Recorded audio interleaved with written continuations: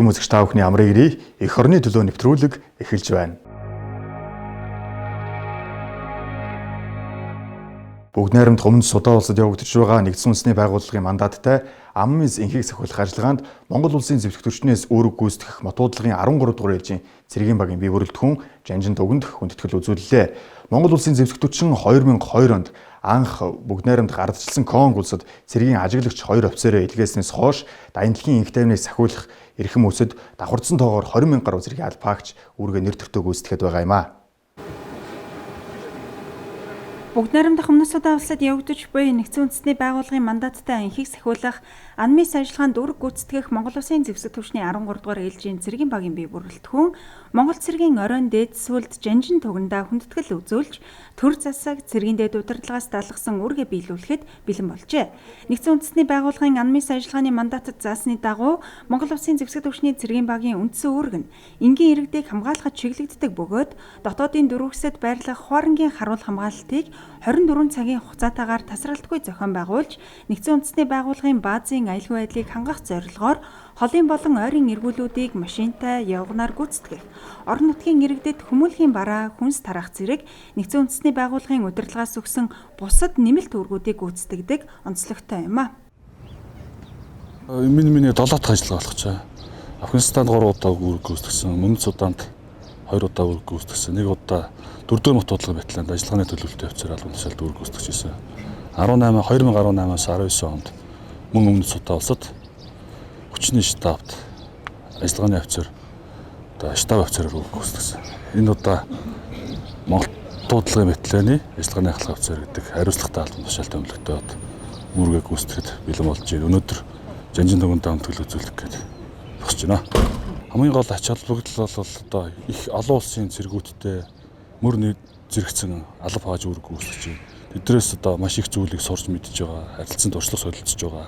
Цэгийн болсных одоо энгийн эмч ажиллагаанд явж үзье. Бас нэг нэр төрийн иргэн болгождод явж байгаа.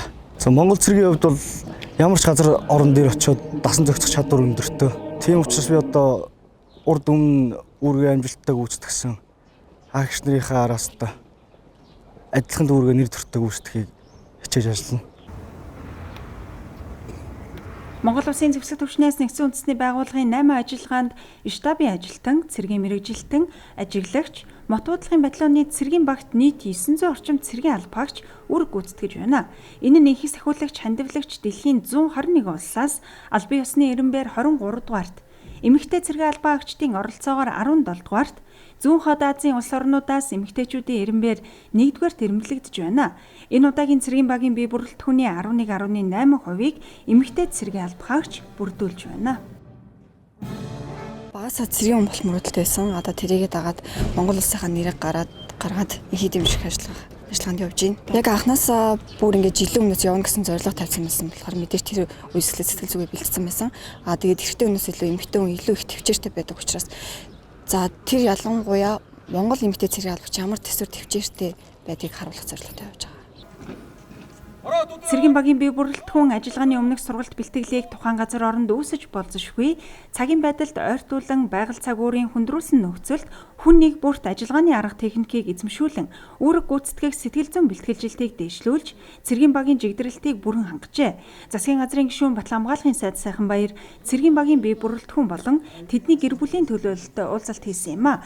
Тэрээр дэлхийн цэрэг улс төрийн нөхцөл байдал, төр засаг, Батлан хамгаалах удирдлагаас энхийг дэмжих ажиллагааны чиглэлээр баримталж байгаа бодлого, зорилтын талаар мэдээлэл өгсөн сацуу дэлхийн халуун цэг болсон нутаг оронд энхийг сахиулах ажиллагаанд үүрэг гүйцэтгэхтэй холбогдуулан зарим үүрэг чиглэлийг өгсөн юм а.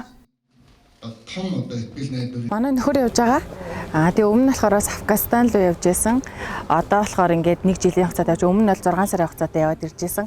Одоо л жилээр явуулахад бол жоохон сэтгэл санааны хувьд хэцүү байна. Гэхдээ ямар ч байсан арга гэрээг нь баттайгаа байж гэн сайн яваад үүргээ сайхан биелүүлээд ирээрээ гэж л хүсэж байна да.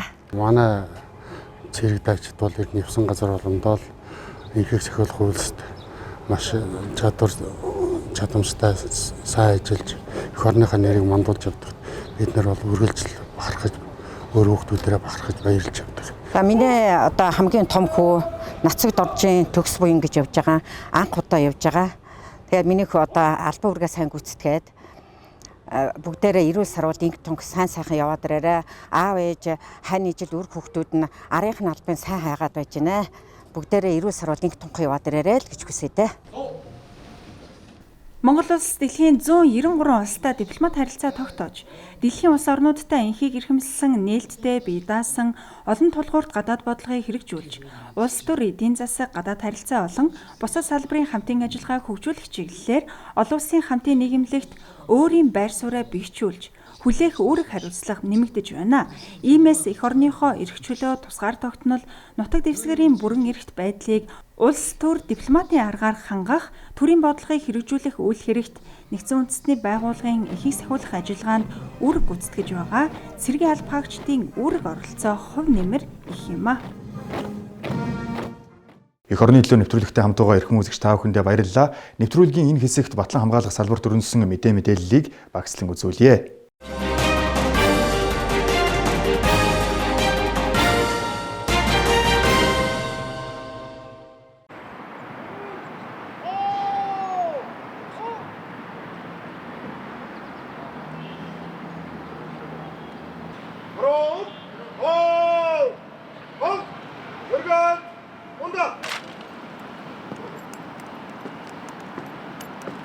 Монгол улсын Батлан хамгаалахын сайтна таныг хүндэтгэн огтож жанжин Сүхбаатарын нэрмжит Сүхбаатарын ба Байлдааны болон хөтөлбөрийн гавьяаны улаан түгийн одон үндэсний Батлан хамгаалахын сургуулийн хүндэт харуул жагсан хүндэт харуулын дарга Ахмад Хамбот Зэвсэг түчин 2023 оныг залуу офицеруудын манлайлалын жил болгон зарлаж, залуучуудын мэдлэг ур чадварыг дээшлүүлэх, тэдний цаашид сурч өгөх боломжийг нээж өгөх, нийгмийн хамгааллыг нь дэмжих, тулгамдж байгаа асуудлуудыг нь шийдвэрлэх гэх зэрэг олон төрлийн ажил арга хэмжээг шатараатаагаар хэрэгжүүлж байгаа. Энэ хүрээнд Батлан хамгаалах салбар зэвсэг түвшний офицерын бүрэлдэхүүний манлайлах ур чадварын тулгамдсан асуудал, шийдэл сэдв, онол практикийн хурал үндэсний Батлан хамгаалахын их сургуулийн Сүбэдэ олон улсын хурлын танхимд зохион байгуулагдлаа. Энэхүү хурал нь 3 үе шаттайгаар хэрэгжиж байгаа юм. Тодруулбал эхний үе шатыг зэвсэг түвшний харийн анги байгууллагуудын дунд явуулсан бол хоёр дахь үе шатыг Батлан хамгаалах яам зэвсэг түвшний жанжин штаб төрлийн зэргийн командлуудын хэмжээнд өргөн хүрээнд зохион байгуулан шилдэг илтгэлүүдэд шалгаруулсан юм а.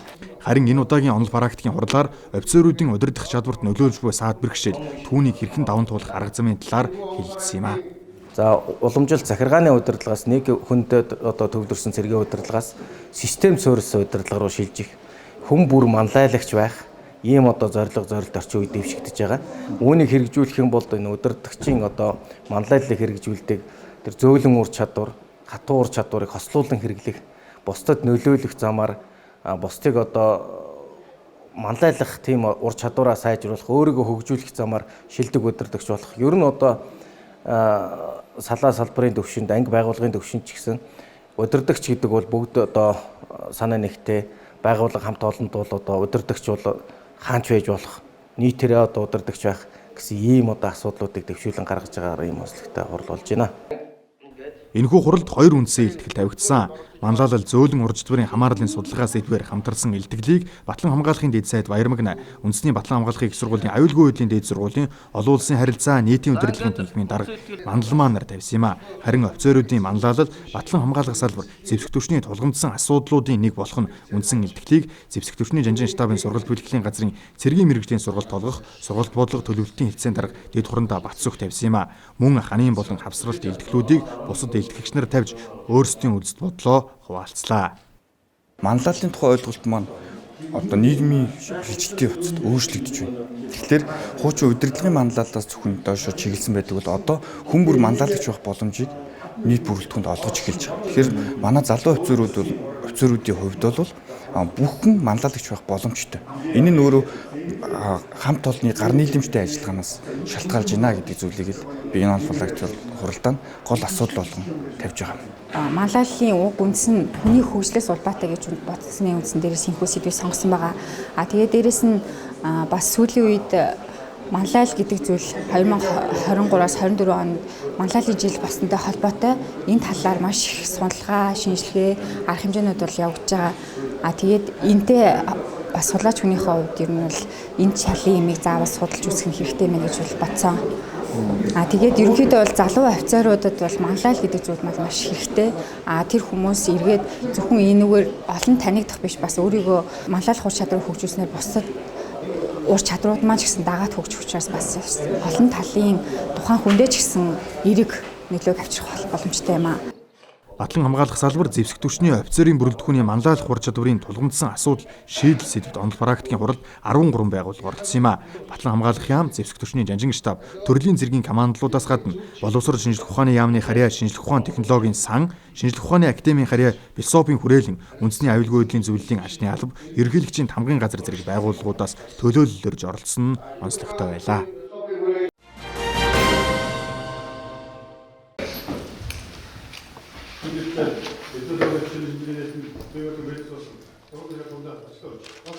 Үндэсний Батлан хамгаалахын их сургуулийн эрдмийн сургуулийн 2023-аас 2024 оны хичээлийн жилийн нээлт боллоо.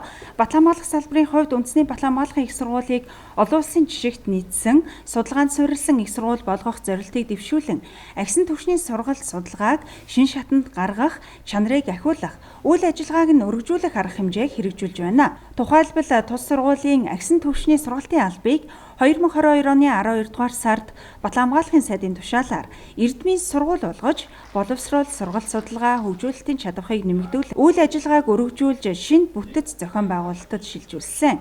Тус эрдмийн сургууль нь цэргийн шинжлэх ухаан, Батлан хамгаалах аюулгүй байдал, төрийн удирдлагын чиглэлээр магистр докторийн 11 хөтөлбөрөөр агсан түвшний боловсрол олгодог юм а. Хичээлийн жилийн нээлтийн үеэр магистрийн хөтөлбөрийн суралцагчид диплом, ингирийн тэмдэглээ гардаа авлаа.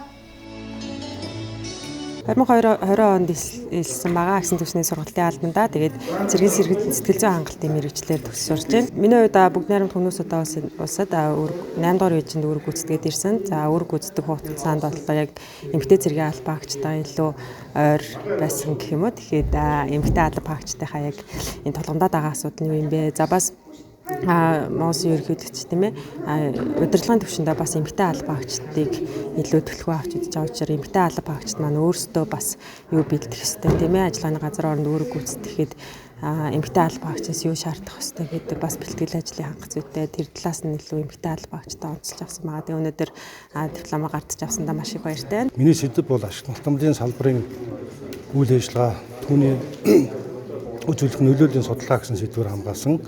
За яагаад энэ сэдвийг судлах одоо бас үндэслэл вэ гэхээр миний бие бол тус салбарт тэр дотроо төрийн байгууллагуудад 17-8 жил ажиллаж байгаа. Тэгээд энэ салбарын эрх зүй ер нь одоо анханасаа үүсэл нь хаанаас эхэлж байгаа юм. Өнөөдөр одоо ямар төвшөнд байгаа юм гэдэг ингээ харахаар одоо 1923 онд ардын засгийн үеийн уурхайн дөрвөн батлагдсанаараа 40 цагийн уулуурхаа үүсч өгч энэ эрх зүй үндэс нь бол тавигдсан байт юм байлээ. Тэгээд 90 он хүртэл хугацаанд бол тус журам болон одоо газрын хэвлэлийн хуулиар тус харилцаа зохицуулагдж байгаад 1990 оноос хойш бол салбарын эрх зүй бол тодорхой хэмжээнд өөрчлөгдсөн, нийгэм солигдсонтой холбоотой. За энэ 30 гаруй жилийн хугацаанд бол одоо эрдэс баялаг уулуурхаа энэ салбарын ер нь алдаж онсон алдаа оноо нь ер нь юу байгаа юм. Цаашид ер нь яах ёстой гэдэг энэ дээр бол судалгаа хийж багш нарынхаа удирдлагын дор суралцаж одоо өнөөдөр дипломоо гардаж аваад баяртай байна. Ухааны доктор профессор. Үндэсний Батлан хамгаалахын их сургуулийн эрдмийн сургууль нь өнгөрсөн 31 жилийн хугацаанд 135 доктор, 1100 орчим магистр бэлтгэн төгсөжээ. Амжилттай хөрөнгө өрөөгд нийтийн дэвшмаа дэвшнийг мэдэгдэе.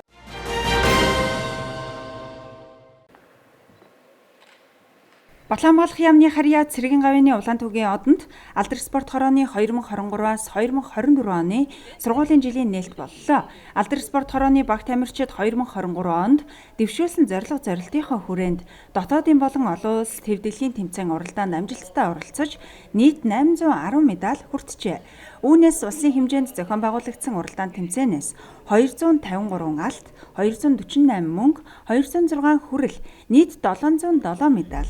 Төв дэлхийн олон улсын тэмцээнээс 27 алт, 36 мөнгө, 40 хүрэл, нийт 103 медаль хүртсэн байна.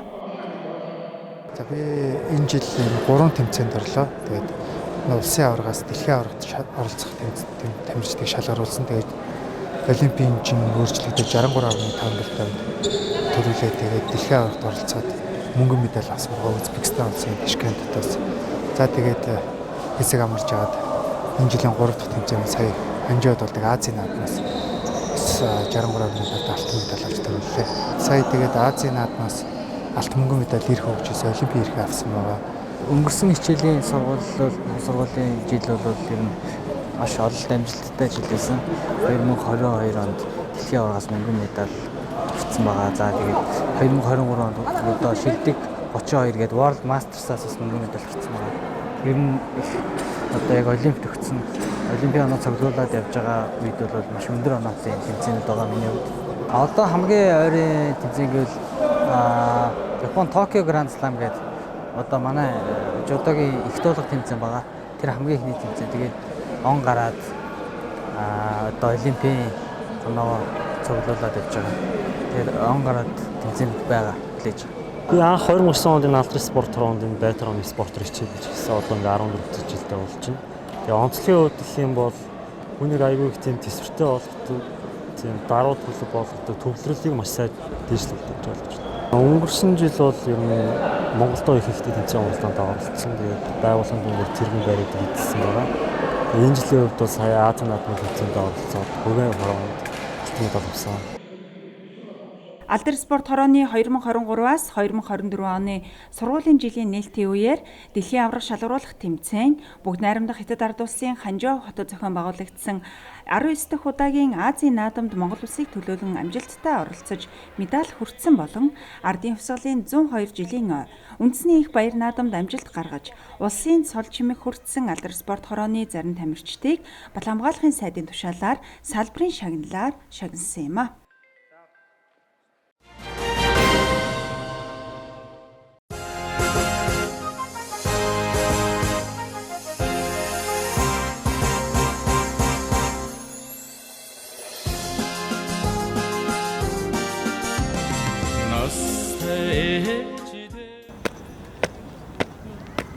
Мөрөндөөд 10 төрсгийн ороод нээлттэй хаалганд бие өртгөн төгссөн. Сэргийн албаны хэлцээний дараа тэд дундаа эрхэмлэгтийн амрыг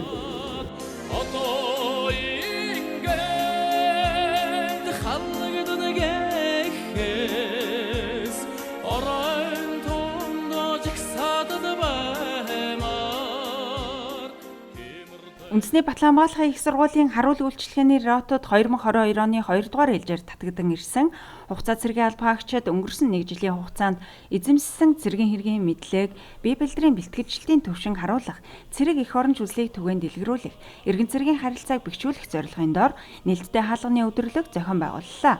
Тус өдөрлөгт Батлан хамгаалахын дэд сайд Баяр Магнаа, Үндэсний Батлан хамгаалахын их сургуулийн удирдлага сонсогч, оюутнууд болон хугацаа цэргийн албаагчдын ар гэрийн төлөөлөл оролцсон юм а. Өөрөө ч бараг даацсан юм шиг би ч одоо маш баяртай байна шүү дээ. Маш их баярын нулимс гарч байна. Та бүхэндээ амжилт хүсье. Миний хүү зөндөө сурсан байна. Нийт танаа ангийн бие бүрэлдэхүүнд нь ажлын өндөр амжилт хүсье. Энэ хугацаанд албаагтаа маш их эрдэм сурсан байна. Дахин нэмэн сол авсан байна. Би түрүүч сол авчаад маш баяртай. Та бүхэндээ ажлын өндөр амжилтыг хүсье өрөөё. Анх ихтэй бол нэг тийм дэлгэрэнгүй өөрөө нэг танилцуулж чаддгүй тийм юм байсан. Одоо яг зэрэг тэрээд цол аваад хүний урд гараад үүрэг тавиад ингэж болохгүй, тэгэж болохгүй, тийм юм сайн үүргээ ингэж чиглэл ингэж өсөөр байгаа. Одоо ер нь өөрийнхөө төвшин харахад бол яг зэрэг анх ихээс өмнө айгүй тийм яг энэ ярианы төвшинчдэр өөрийн сэтгэл санаа болон бүх юм мэдээлсэн юм шиг надад санагдаж байгаа. Өөрийнхөө ганцхан урд нь ингээ өөрийгөө болгоод яваад идэг байсан бол одоо ингээ өөрөөсөө гадна ингээ зөндөө хүмүүс дээрээс нь өөрийнхөө одоо амьдралын хувийн ариун цэврээс ахичлах гадаа зэрэгт бол бүх юм ариун цэврээс шалтгаал энэ нэгэ зохицуулсараад байна. Айгүй тийм одоо юм төлөвлөлт сайтай болсон гэж үзэж байгаа би өөрөө. Зэрэгт ирснээр нээлттэй хаалганы өдөрлөгөөр Үндэсний Батлан хамгаалахын их сургуулийн сургалтын зарим зэвсэг инновацийн бүтээлүүдийг дэлгэн харуулснаас гадна хугацаа цэргийн албаагчид жагсаалын болон гардан тулааны үзүүлбэр, цэрэгжлийн гимнастикийн болон урлагийн мэндчилгээ дэвшүүллээ. Мөн энэ үеэр хугацаа цэргийн албаагчдын гэр бүлийнхэн хугацаа цэргийн албаагчдын амьдарч байгаа байраар зочилсон юм а. Улс орон дээр 2023 оны 2 дугаар ээлжийн цэрэг татлага энэ сарын 19-ноос 22-ны хооронд үргэлжилнэ. За үүнтэй холбогдуулан зэвсэг түвшний 123 дугаар ангид хугацаа цэргийн албаа хааж байгаа байлагчдын талаарх сурвалжлагыг нэвтрүүлгийн хэсэгт үзүүлье. Тэд хугацаанд цэргийн аль пааснаар оюун санааны бөгөөд бие бэлтрийн өв төгс хүмүүжил олж авч бие хүнийхээ хувьд хэрхэн өөрчлөгдсөн талаараа энэ хэсэгт өгүүлсэн юм а.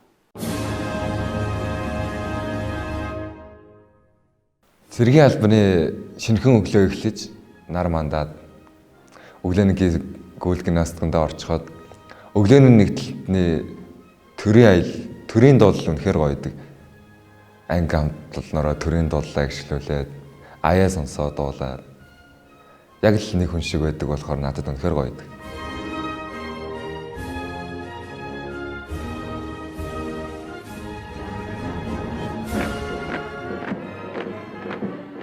За би 2003 онд Ховд аймгийн Дээрвэр сумд аав ээжийнхээ том хүү болж мэндэлсэн. Би 2000 оны 7 сарын 4-нд Ховд аймгийн Дээрвэр сумд төрсөн. Ам бол долуулаа 2 ах 2 эгчтэй. Би айлын баг.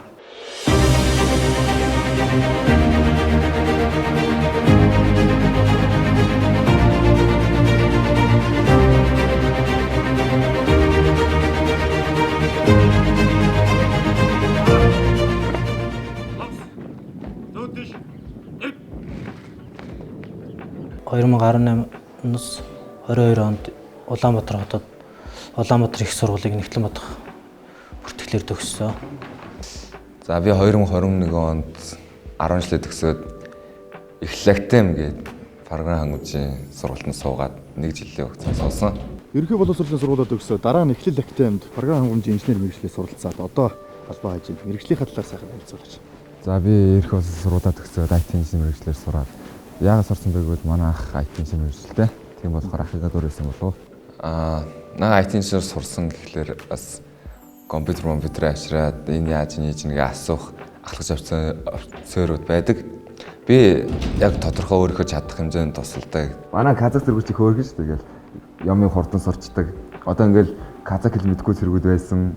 Бид нар чинь харилцан солилцсон нэгнээс юм сураад би чинь жишээ нь доомбор сураад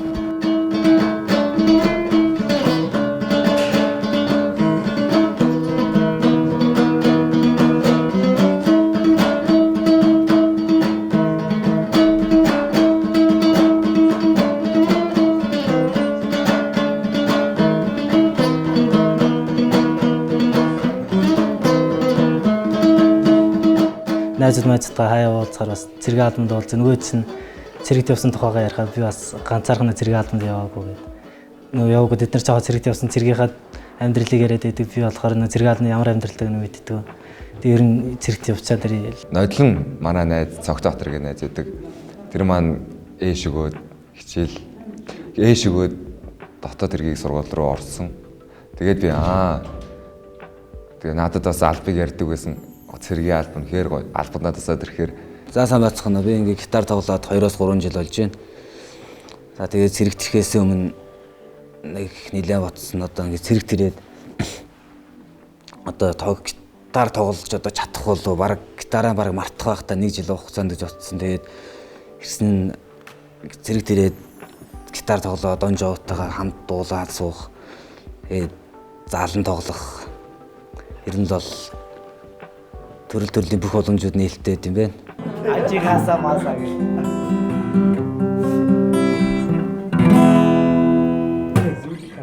Яг хугацаа зэргийн албандаа очоод чи өөрийгөө хөгжүүлж болно. Их олон талаар хөгжим дуртай аваад хөгжмөөр, дуу дуртай аваад дуугаар чи юугаар юмар байна гээл асуун. Чи тэр хүмүүстэй хэлнэ. Тэр хүмүүс чинь чамайг цааш нь дэмжиж ажилуулад өргөө явдаг байхгүй юу? Манай салон дараа даваард нь ахлагч. Даваард нь ахлагчлаа одоо бид нарт байнга захидаг та. Та нарт одоо би л одоо яг та нарт чин үнний чин шулуун шударгаар хэлнэ одоо та нар тэрийг хүн дээр тусгаж авахгүй яг өөртөө наалцдаар тусгаж авна. Яг хэлж байгаа юм болохоор яг бид нарт хэрэгтэй цэвэр цэмцгэр бай. Өөртөө арчаатай. Өөр одоо хүний хийсэн даалгаврыг цаг тухайд нь биелүүлдэг. Одоо хүний нүднээс талд одоо хурамчаар биш яг чин сэтгэлээсээ хийгдэж гэдэг юм. Хугацаа зэргийн албаны 1 жил бол үнэхээр амьдралын хугацаанд бол их сургамжуулдаг томоохон сургуулийн нэг. Цэргийн албанд ирснээр ер нь өөр ингэснэг бас мэрэгжилтэй болно. Энд чинь цэрэг чигж байгаас энэ ч одоо цэрэг дээр өөр одоо артлаар, менмод, зенит гэсэн салбар тоогддог. Зэрэг ирснээр одоо хамгийн түрүүлж өөрийн гэсэн зэвсэг техникээр буудас орно. ZO23 2 гэдэг буу байгаа.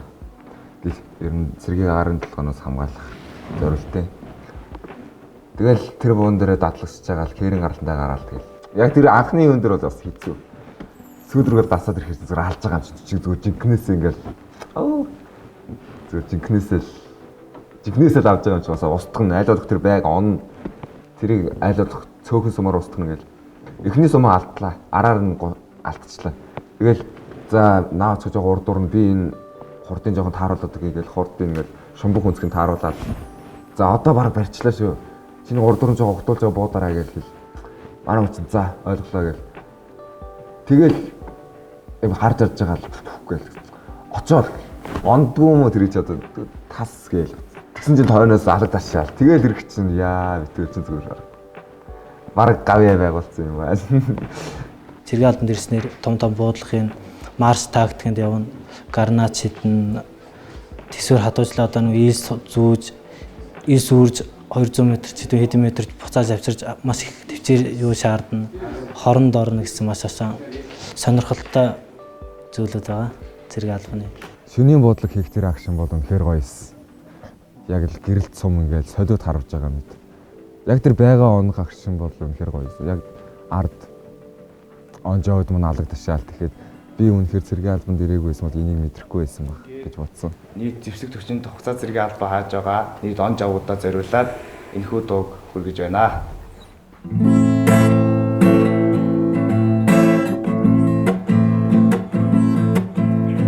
Эжави энхийхэн хөөе нэг хорны энх мөнхийн дуудаг авч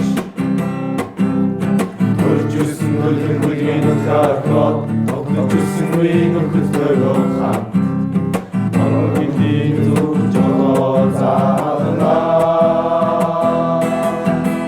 машинда мотороса Нарийн тушаар зуавша Нарийн зүг бодлог явна.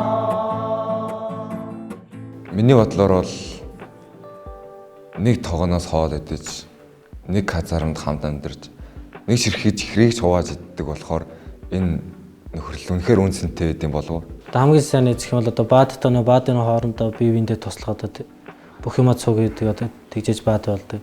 Тэгээ баадтаа цугээс болохоор баадтгаал хамгийн их сайн эзэлдэг та. Нойр хөрөхгүй үедээ одоо цаашаа юу хийх үү? Ямар ажил хийх үү? Цэргийн албанаас алгадчаад одоо ямар ажил хийж өөрөө ямар сонирхлоор явах уу гэл тэр би ярилг байхаа. Он жуудахаа би намаа гэсэн сэтгэлд нь бид бүгд нэг нэл гэдэг. Ямар ч одоо зөндөө олон хүмүүс байгаа шүү дээ бид нар дунд чинь дээд боловсралтай, дунд боловсралтай, боловсралгүй ч хүн байна.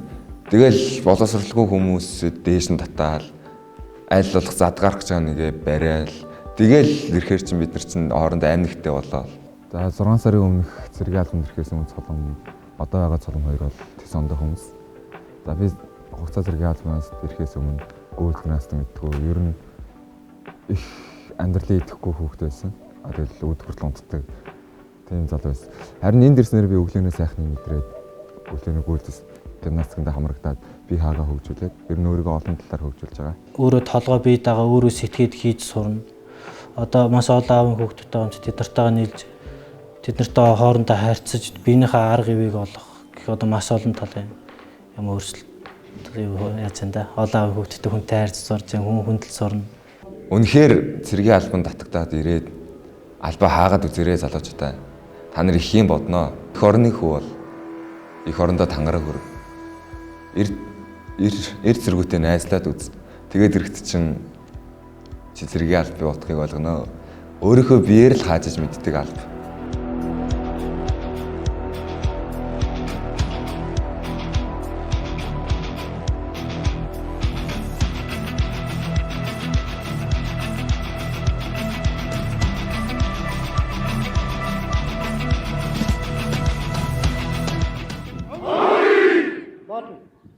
батлан хамгаалах салбар зэвсэгтөрчөнд дөрөнсөн мэдээллээр үзэгч та бүхэнтэй уулзсан залгуудыг их хөрний төлөө нэвтрүүлэг энэ түрээд өндөрлөж байна.